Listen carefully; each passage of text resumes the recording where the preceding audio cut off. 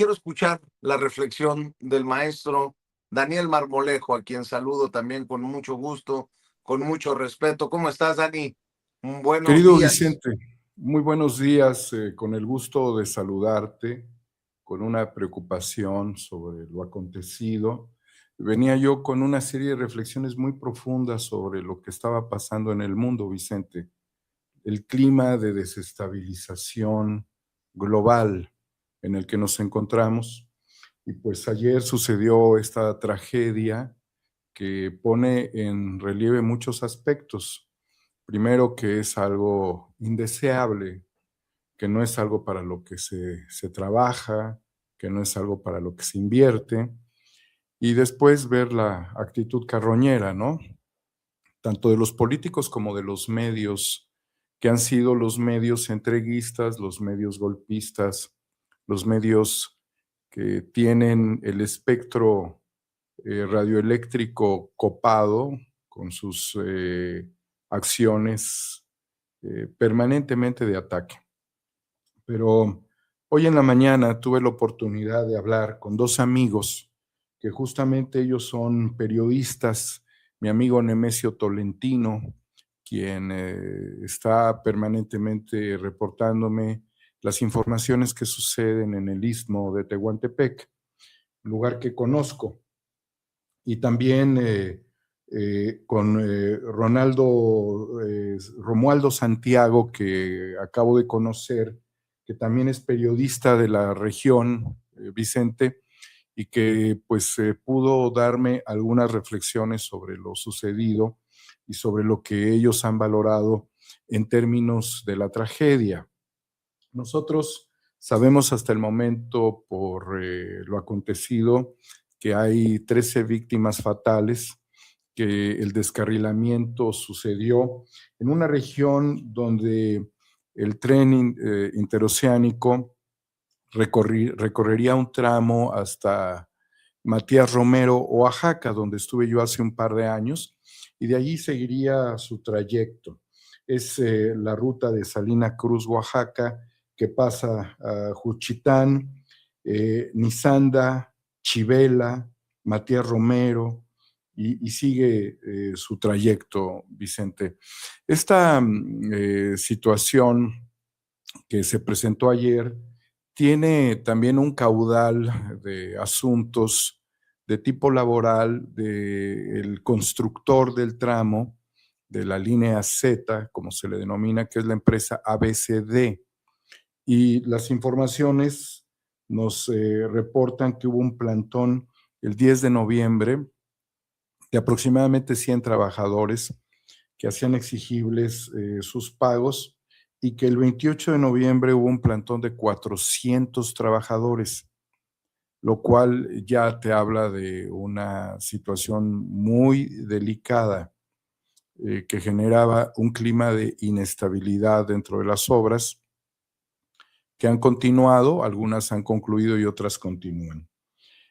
Así que estos trabajadores amenazaban también con hacer un paro a la operación del tren interoceánico, y que tendría un determinado tipo de repercusión en la medida en la que la empresa no atendiera estos asuntos. Es decir, que ABCD, que forma parte del consorcio de constructores, no estaría en una estabilidad financiera, y que esto pone en riesgo tanto la operación del tren, y tendríamos que determinar también, pues esto lo hacen los auditores forenses y la fiscalía, las condiciones operativas del mismo. Lo único que sabemos a ciencia cierta es que hay un video donde se asume una elevada velocidad del tren, por un lado.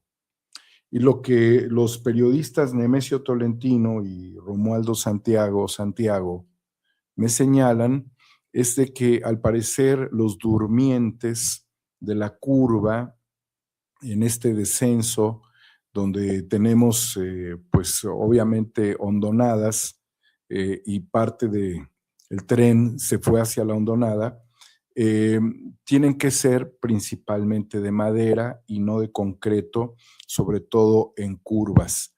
Entonces ellos habían hecho una observación al respecto y yo creo que sería la autoridad quien tendría que dar una respuesta sobre si los durmientes de la curva son de madera.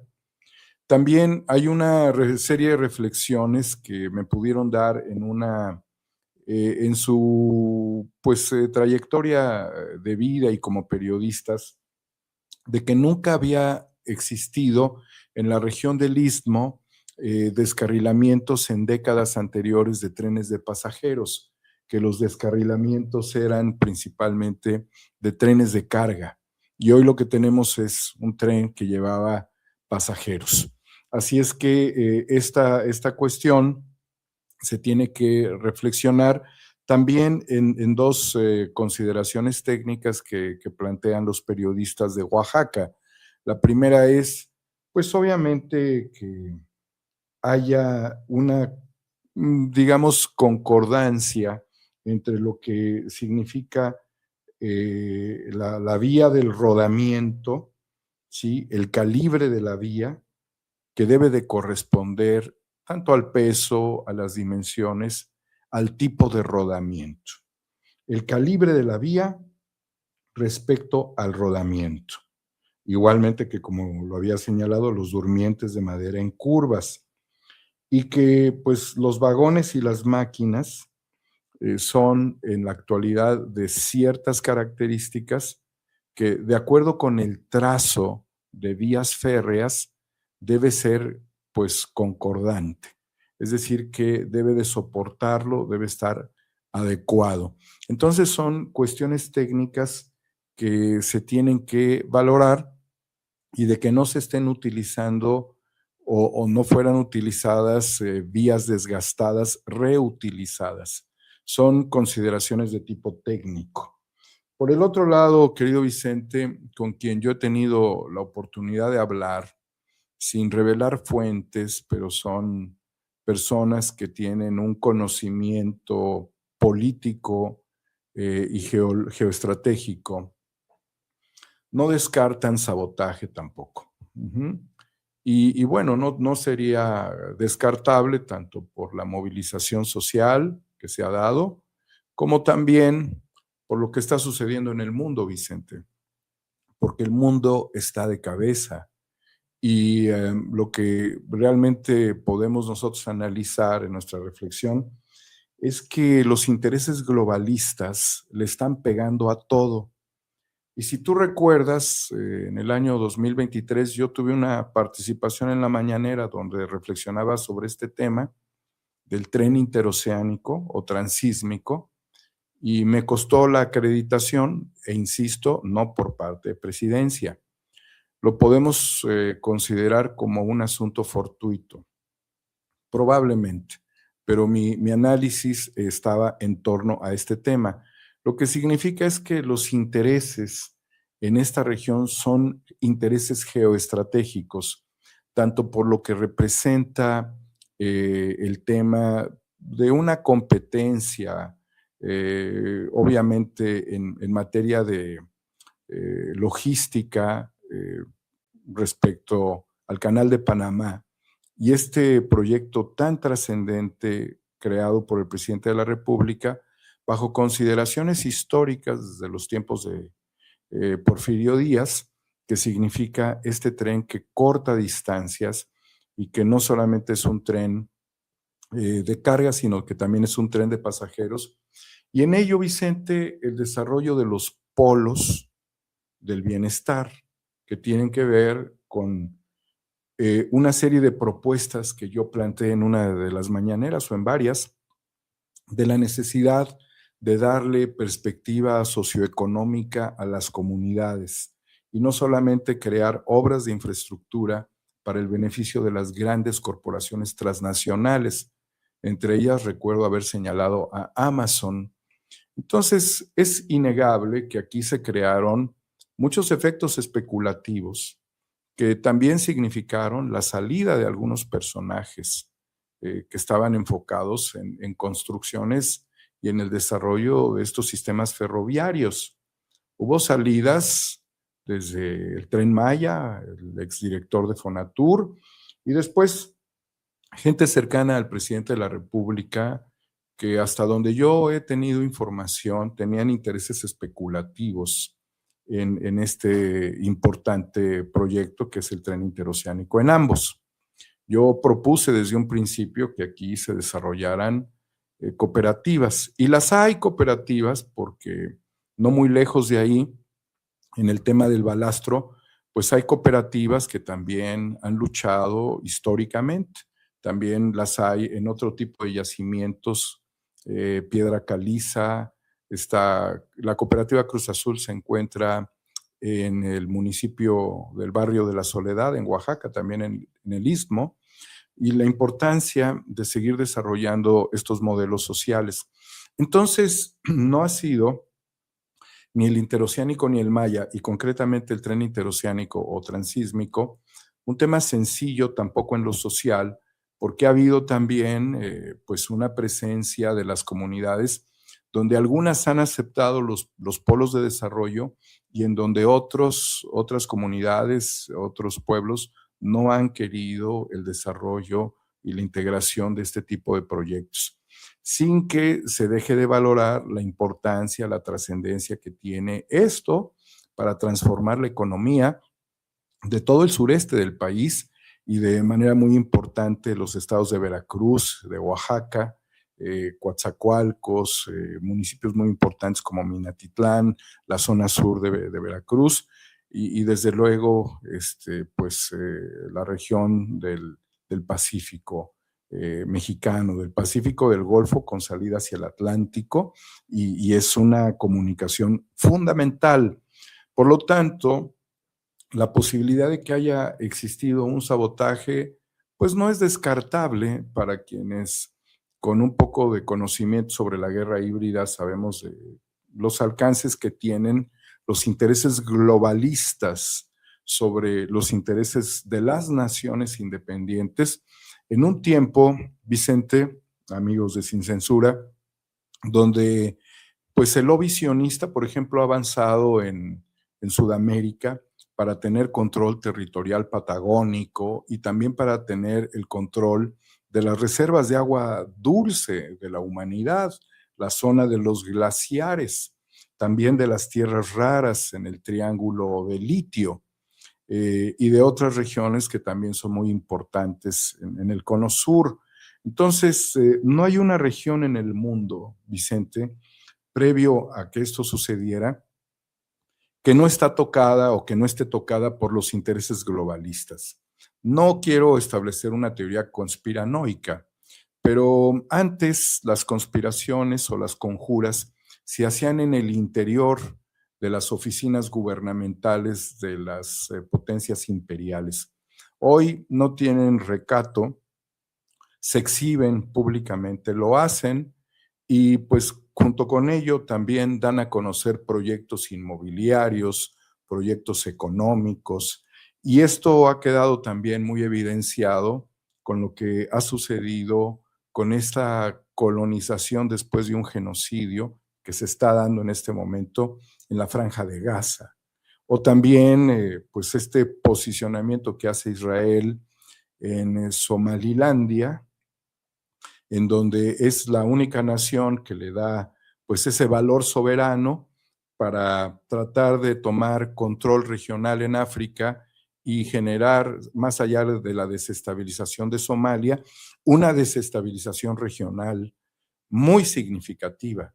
Entonces, los intereses están ahí, están sobre el agua, están sobre el litio, están sobre las rutas de comercio, y como ha venido también sucediendo, y estas no son visiones mías ni ideas personales únicamente, también se ha hablado de cómo han ciertos lobbies, y particularmente el lobby sionista, tomando el control de poderes judiciales, de jueces, de magistrados, de ministros, como el caso de Argentina nuevamente, en donde si tú analizas la realidad que ha tenido que padecer ese país en materia judicial y el lawfare contra Cristina Fernández, es una consecuencia de que el máximo tribunal de ese país fue tomado por el lobby sionista, al igual que fiscales especiales que trataron de derivar investigaciones en asuntos de traición a la patria, cuando nunca se trató de esos temas, relacionado con la explosión de los años 90 de la Asociación Mutual Israelita. Y ahí, pues pretenden en Sudamérica hacer su nueva Israel, su nueva Jerusalén. Sí, hay un intento de hacer una nueva Jerusalén, hay un intento de colonizar militarmente muchas regiones del país. Las tensiones en el mundo están muy fuertes y en lo local, Vicente, desde la muerte de Carlos Manso, desde el ataque con coche bomba, desde distintos acontecimientos que nosotros podemos ver, siempre pudiéramos analizar un sesgo de guerra híbrida y también muy claras notas de cómo la prensa y ciertos partidos políticos antipatrióticos, qué curioso, ¿no? Partidos políticos antipatrióticos que quieren dirimir su inconsistencia en tribunales internacionales o directamente con el tío Sam, actúan cuando estos hechos suceden, que además son lamentables. Oye, Dani, ¿cuántos años tienes hablando de la guerra híbrida? Porque al, digo, con mucho respeto, y no quiero que alguien se vaya a ofender, pero el primero que yo se lo escuché, el primer camarada que yo se lo escuché fue a ti, cuando hiciste el documental, aquella serie de documentales. Pero antes de que publicaras los documentales, ya nos hablabas a los amigos de Guerra Híbrida. ¿Cuántos años tienes ya hablando de Guerra Híbrida? Te pregunto, porque te quiero exponer algo. Fíjate, Vicente, que el asunto de la guerra híbrida es una forma de guerra muy reciente, debido a que el desgaste de los ejércitos, como podemos ver la guerra entre Ucrania y Rusia, es terrible. U otras guerras históricas, la guerra de Vietnam, por ejemplo, que fue devastadora, o los ataques contra civiles en Camboya, millones de muertos. Yo llevo bajo el concepto de guerra híbrida, Vicente, alrededor de casi una década analizándolo. Yo tuve la oportunidad de hacer un recorrido por diferentes países del mundo después de que se había dado el fraude electoral en México en el año 2006, y yo tuve una charla con ese intelectual destacado que fue Carlos Monsiváis, y me habló él de algo muy complejo. Primero establecía una lógica que nosotros podemos ver. Cuando las víctimas de Ruanda, las víctimas de Chechenia, de Sudán, de Líbano, han salido a la palestra a criticar a quienes han atacado, a quienes han destruido sus estructuras políticas, sociales, el caso de Libia, de Irak, ¿sí? Parece que son, y lo decía Monsiváis, calumniadores de sus verdugos. Y en esa reflexión, Monsiváis me soltó un toro muy difícil que lo conceptualizó como la teología sin Dios. Y decía Carlos Monsiváis que en la teología sin Dios el mal es a un tiempo el camino del infierno o del paraíso, dependiendo quién ejerce el poder. Entonces la reflexión de Monsiváis, que es una reflexión muy difícil de entender, primero porque no puede haber una teología sin Dios y porque la torta de jamón del Chavo del Ocho es de jamón, no es de aire, aunque casi siempre era de aire. Son aspectos rudos, son conceptos muy fuertes que no se pueden desmontar o desestructurar. Entonces, ¿cuándo pudieras hablar de una teología sin Dios? Esa es la gran duda.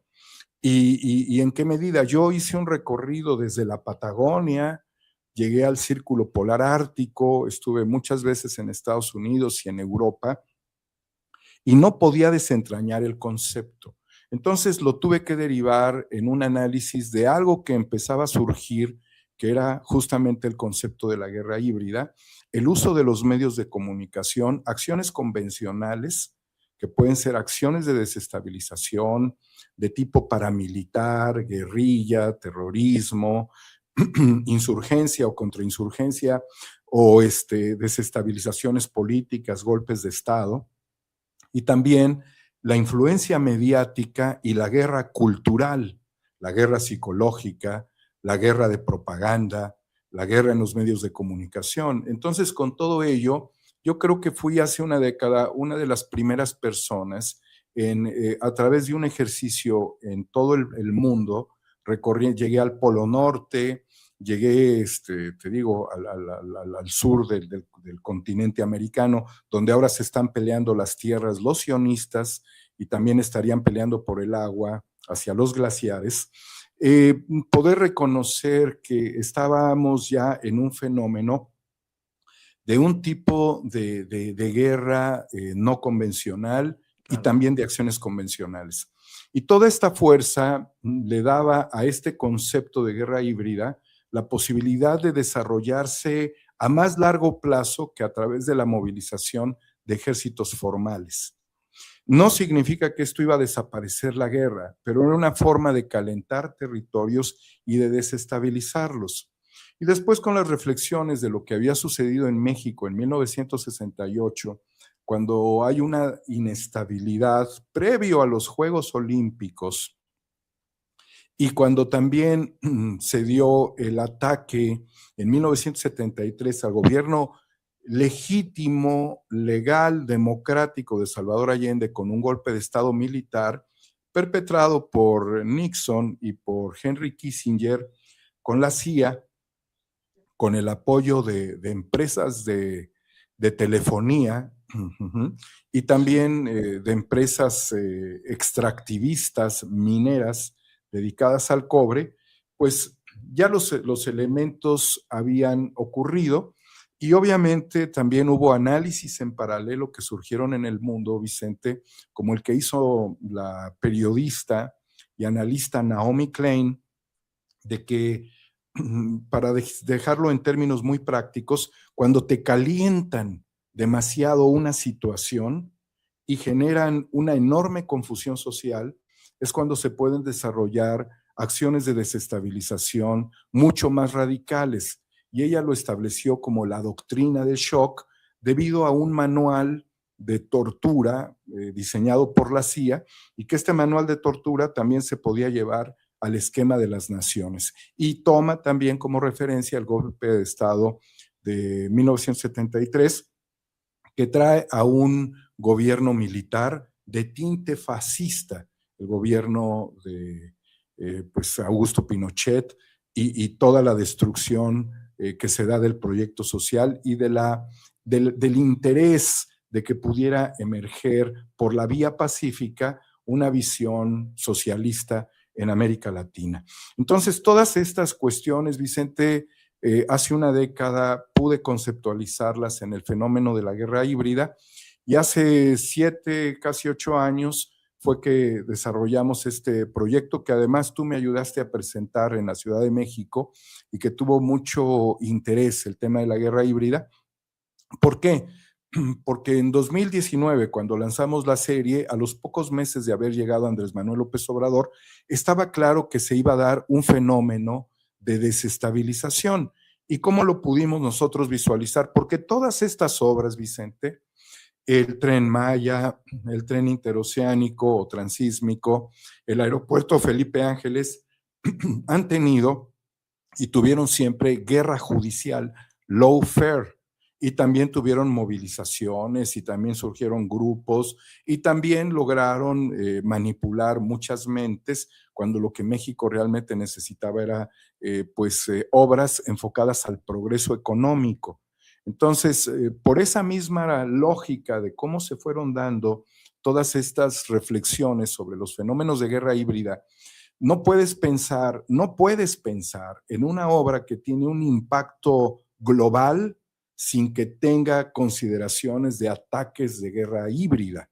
Donde haya riqueza, donde haya infraestructura, donde haya perspectiva económica, donde haya litio y tierras raras, donde haya agua, donde haya tierras fértiles, donde haya playas, se va a establecer en la condición actual un fenómeno de determinada magnitud con esa tendencia donde participan gobiernos, corporaciones extractivistas, corporaciones inmobiliarias y corporaciones mediáticas también. y gobiernos y ejércitos también, y también organizaciones del crimen organizado. Por eso el fenómeno, cuando se profundiza aún más en de qué se trata este nuevo orden, se trata en un nuevo orden de despojo, de desestabilización. ¿Qué es lo que pretenderían con México a través de la radicalización de escenas de violencia, de escenas de ultraviolencia? Yo se lo planteé en ese término al presidente, cuando ya ves acciones muy descarnadas. Se trata de desestimar la inversión, y aquí hay importantes inversiones. Evidentemente los capitales no se asustan de manera inmediata, pero si tú dices los trenes se descarrilan, pues ¿quién se va a querer subir al Tren Maya, no? A pasear bajo esas consignas. Entonces es un fenómeno muy marcado de por qué.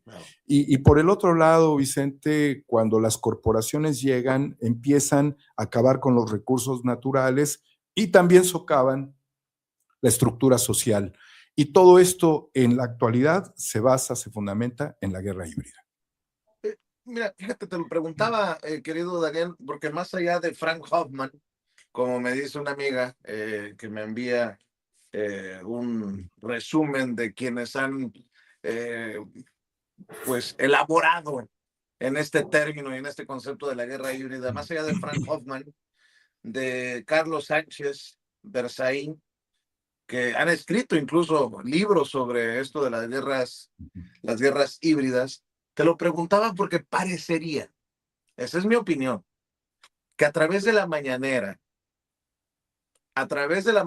con Andrés Manuel López Obrador, hoy la mañanera del pueblo con la presidenta Claudia Sheinbaum Pardo, con los comunicadores, periodistas independientes como tú, a lo mejor también hemos tenido nuestro granito de arena aquí en Sin Censura.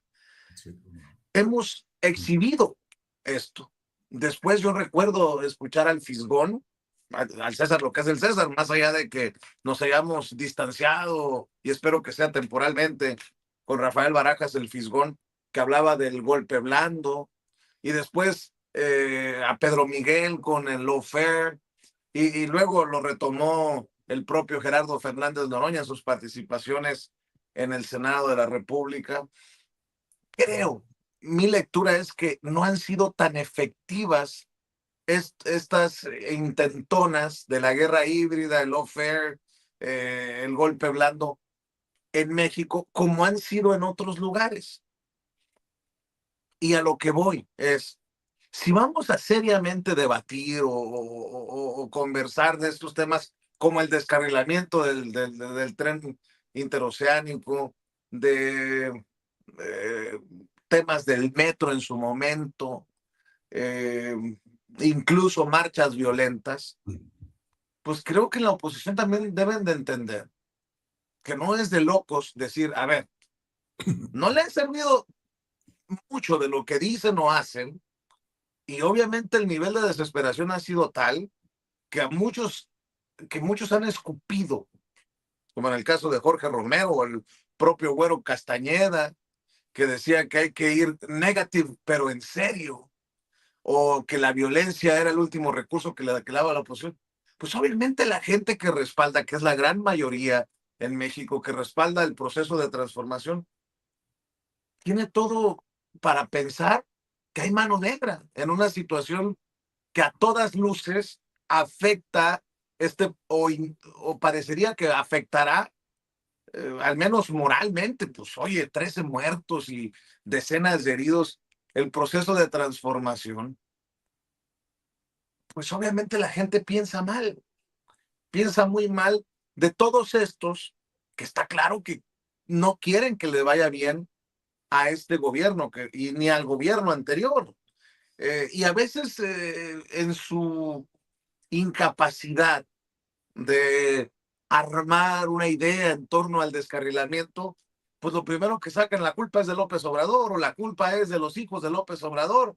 Y bien decía Nacho, oye, pero hay empresas españolas, hay certificaciones que se han dado y parecería que pues que ahí, mejor ahí lo dejo porque no, tampoco pretendo elevarme como el experto de nada. simple y sencillamente un mexicano que dice, a ver, pues si estamos viendo estos procesos, nos los han marcado personajes como Daniel Marmolejo en la guerra híbrida, ya mencioné a Pedro Miguel, al Fisgón, al propio Noroña, por incluso lecturas que han recomendado, pues ahí está, como el manualito, y el manualito desemboca en, pues en casos pues que muchas veces son tristes, dolorosos y trágicos y ojalá que en la oposición estén abiertos al debate, así como yo digo que tope donde tope, que la investigación lleve a los hijos de quien ustedes quieran, no me importa. Si hay una responsabilidad, el que sea que pague, que se investigue. Aquí no, ni modo que uno vaya ahora en este momento a decir, no, ahí, eso no se toca. No, pues no, contra todo y contra quien caiga. Pero también en la oposición tienen que entender que tenemos también el derecho, por lo que vemos, a decir, y la mano negra, pues no hay que descartarla. Perdón por, no sé si me hice bolas, espero, le ofrezco una disculpa a la gente que nos está viendo y escuchando, pero creo que por ahí va la cosa, mi querido Daniel.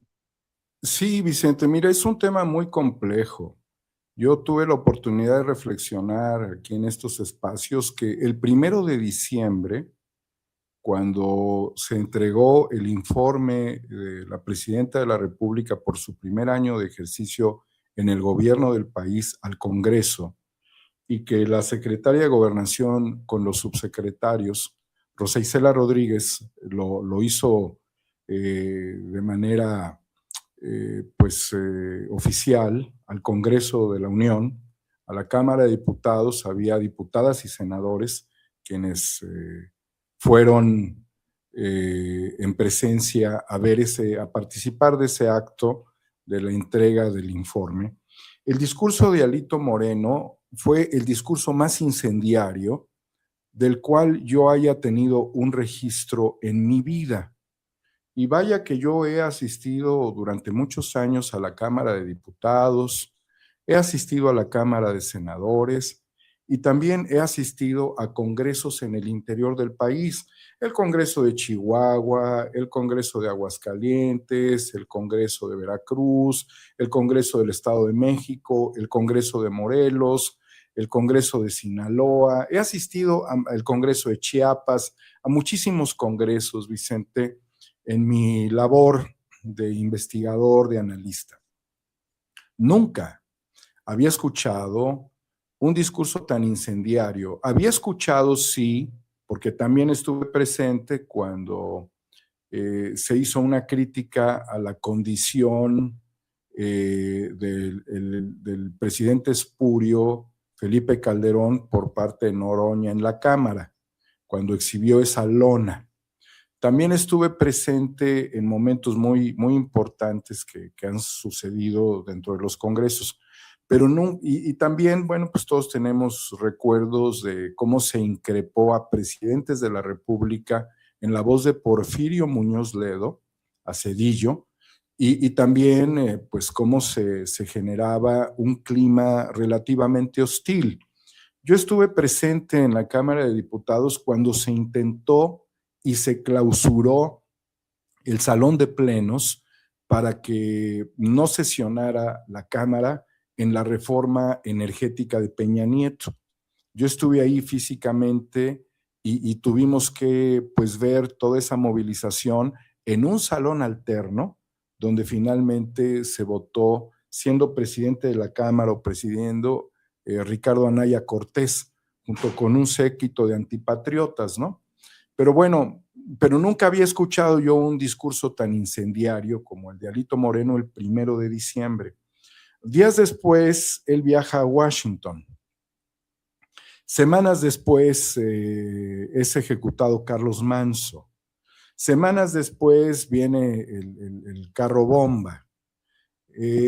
Semanas después vemos este acontecimiento, porque una de las características de la guerra híbrida es de que todos los fenómenos tengan un alto impacto, Vicente.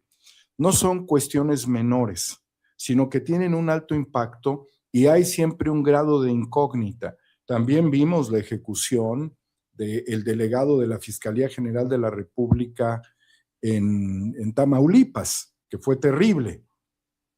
Entonces, estas acciones de extrema violencia, que no son características de nuestro país, pero que se vienen dando, yo las encuentro muy claramente en el contexto de la guerra híbrida. Por eso he reflexionado en la importancia que tendría que, mediante acciones legales, procedimientos legales, fuesen proscritos partidos políticos que estén a favor del golpismo. Los partidos políticos que estén a favor del golpismo, los partidos políticos que reciban financiamiento del extranjero, los partidos políticos que tengan vínculos con el crimen organizado, los partidos políticos que fomenten la desestabilización y los golpes de Estado, tienen que ser proscritos, Vicente, porque en el marco de la democracia también debe haber un límite, y el límite es no dañar la seguridad nacional.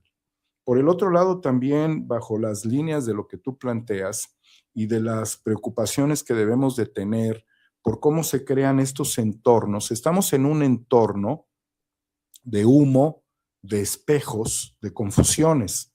Era muy importante que la Cámara de Diputados pudiese pues integrar la Comisión de Seguridad Nacional, que durante mucho tiempo fue una comisión bicameral, pero pareciera que ni a las Fuerzas Armadas, ni quizás a la seguridad pública les genere un interés de estar reportando a las y los diputados, no sé por qué, pero es muy importante no solamente las comparecencias de los secretarios, sino es muy importante que dentro de la comisión bicameral que no existe de seguridad nacional haya un capítulo muy específico sobre la guerra híbrida, porque justamente la Unión Europea acaba de declarar que hay una guerra híbrida en este momento de Rusia contra la Unión Europea por vuelos que se están dando en las fronteras entre Rusia y Europa.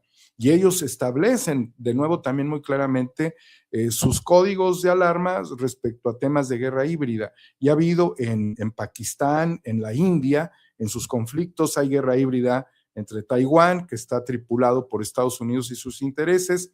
Japón también ha sufrido estos temas. Entonces, nosotros ya no podemos darle una vuelta a la realidad.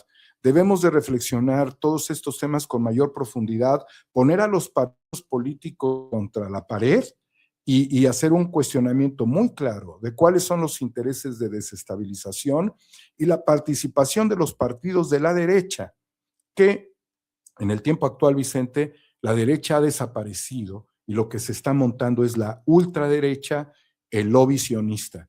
Es por ello que en Estados Unidos tendrían incluso que hacer una reflexión de manera ya muy precisa, y está surgiendo ya la reflexión, qué tanto han tenido, cuál es el costo histórico, económico, político, social que le representa a los Estados Unidos tener que cumplir los caprichos de Netanyahu. Y yo me iría todavía a un aspecto mucho más radical. Ya no solamente cuál es el costo económico, político, social, histórico que le representa a los Estados Unidos cargar con Netanyahu y con el sionismo, sino hasta dónde van a llegar el lobby sionista en este momento para tripular la mente, para tripular, ya le comieron el cerebro a Trump. Netanyahu tripula a Trump, pero hasta el último momento van a buscar la radicalización del mundo para imponer sus intereses a nivel global, y por eso es que ahora hablan hasta de una policía global para proteger al último ciudadano judío, cuando aquí puede pasar cualquiera y los saludamos sin ningún problema, porque no somos enemigos y no somos antisemitas, semitas árabes, semitas judíos, semitas palestinos. No podemos ir, no somos antisemitas, no nos vamos a comprar esa farsa, y lo que nos debería de preocupar es el globalismo, el anglosionismo y la desestabilización de los proyectos legítimos. ¿Por qué no ha sucedido en México? Te preguntas, Vicente. En el año 2006, cuando se dio el debate entre Andrés Manuel López Obrador y el periodista Joaquín López Dóriga, donde Andrés Manuel hablaba de construir un fenómeno de resistencia civil pacífica, López Dóriga le dijo: ¿en qué va a parar esto, Andrés Manuel? ¿Hasta cuándo, Andrés Manuel? No me has respondido, ¿en qué va a parar esto? Y Andrés Manuel decía: ya te respondí, hasta donde la gente quiera y decida.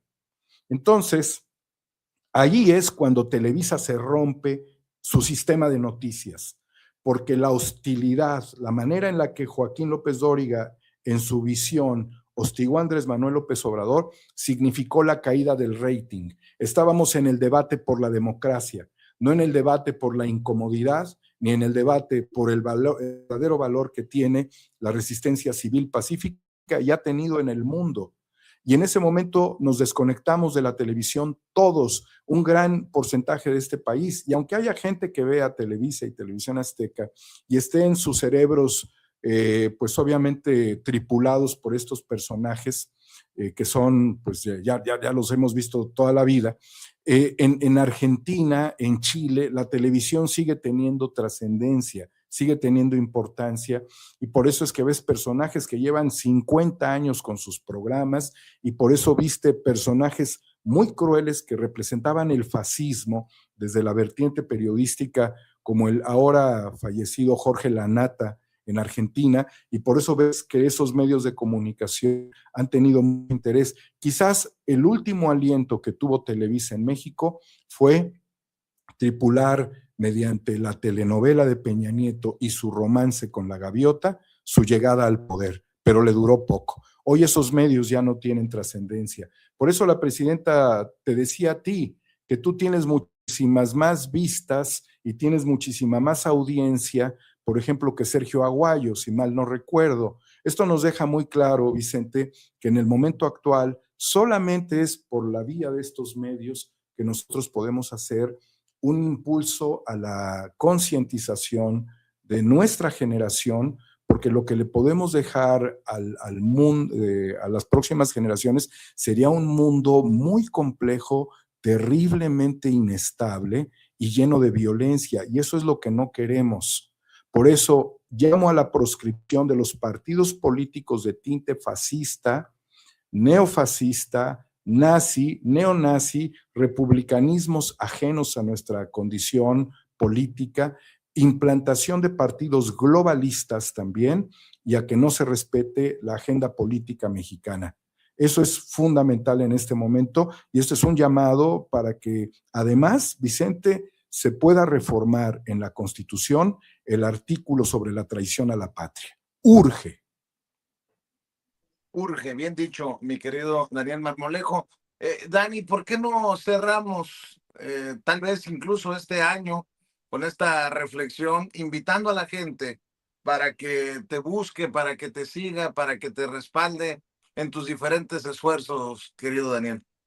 Muchas gracias, Vicente. 4A República, baneado, por supuesto, felizmente baneado, Homo Ex Novo en X, y seguiremos avanzando sobre la importancia de la guerra híbrida, sobre la importancia de fortalecer el aparato político de justicia, de desarrollo económico, industrial y tecnológico y cultural en México. Una revolución cultural es muy importante y hay que ganarla, Vicente. Homo Ex Novo en X.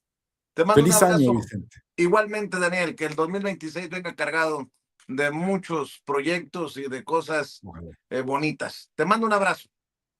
Fuerte abrazo a todos, Vicente. Hasta pronto. Daniel Marmolejo hablando con nosotros sin censura, y déjenme saludar, déjenme